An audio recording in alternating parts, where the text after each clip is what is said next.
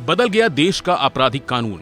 नए कानून के बारे में कुछ भी हो गफलत, यहाँ मिलेगी आपको पूरी जानकारी। जानिए किन मामलों में नहीं कर सकेंगे अपील, कैदियों के लिए नए कानून में क्या है राहत, संपत्ति जब्ती को लेकर क्या है नया कानून। जी हां, 1 जुलाई से पूरे भारत में नया आपराधिक कानून लागू हो चुका है, जिसके बाद कुछ मामलों में अपील होनी भी बंद हो जाएगी। यानी कि कोर्ट का जो फैसला होगा वो अंतिम फैसला होगा। आपको चाहे अच्छा लगे या फिर बुरा, आप चाहकर भी उस फैसले के खिलाफ अपील नहीं कर सकेंगे। तो कौन से ऐसे मैटर होंगे जिनकी अपील आप नहीं कर सकेंगे, और क्या ये नए वाले रूल पुराने केस के ऊपर भी लागू होंगे, यानी कि जो केस पहले से चल रहे हैं, या फिर कानून सिर्फ 1 जुलाई के बाद वाले फैसलों पर लागू होगा, ये सब बताएंगे। उससे पहले जान लेते हैं कि किन मामलों में आप अपील नहीं कर सकेंगे।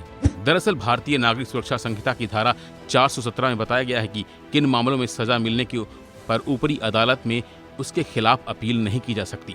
अगर हाई कोर्ट से किसी दोषी को 3 महीने या उससे कम की जेल या 3,000 रुपए तक जुर्माना या दोनों की सजा मिलती है, तो इस फैसले को ऊपरी अदालत में चुनौती नहीं दी जा सकती। जबकि पहले आईपीसी की धारा 376 थी, जिसके तहत 6 महीने से कम की सजा को चुनौती नहीं दे सकते थे।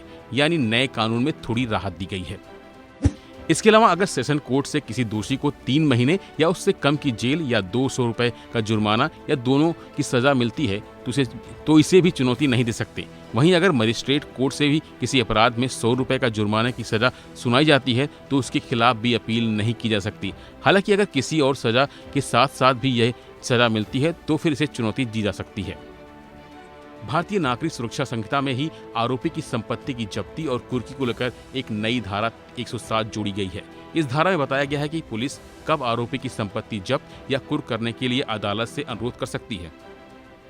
धारा 107(1) के मुताबिक अगर जांच कर रहे पुलिस अधिकारी को लगता है कि किसी संपत्ति को अपराध की आय या आपराधिक गतिविधियों के जरिए कमाया गया है, तो एसपी या पुलिस कमिश्नर ऐसी संपत्ति की कुर्की के लिए कोर्ट से अनुरोध कर सकता है।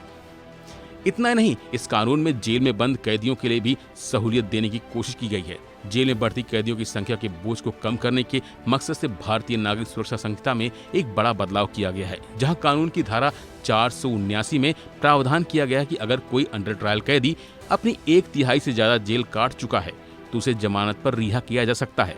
हालांकि यह राहत सिर्फ पहली बार अपराध करने वाले कैदियों को ही मिलेगी। ऐसे कैदियों को जमानत नहीं दी जाएगी जिन्होंने उम्र कैद की सजा वाले अपराध किए हों। इसके अलावा सजा माफी को लेकर भी बदलाव किया गया है। अगर किसी कैदी को सजाए मौत मिली हो, तो उसे उम्र कैद में बदला जा सकता है। इसी तरह उम्र कैद की सजा पाए दोषी को 7 साल की जेल में तब्दील किया जा सकता है। इतना ही नहीं, जिन दोषियों को 7 साल या उससे ज्यादा की जेल की सजा मिली हो, उनकी सजा को 3 साल जेल में बदला जा सकता है। जबकि 7 साल या उससे कम की सजा वाले दोषियों को जुर्माने की सजा सुनाई जा सकती है।